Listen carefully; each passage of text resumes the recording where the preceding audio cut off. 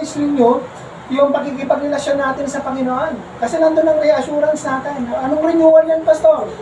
Kung dati masipag ka na manalangin, kung dati masipag ka na magbasa ng Biblia, kung dati masipag ka na mag-devotional, sipagan mo pa. That's reassurance. Amen?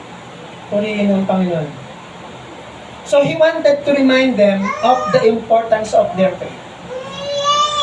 May encouragement, may reassurance.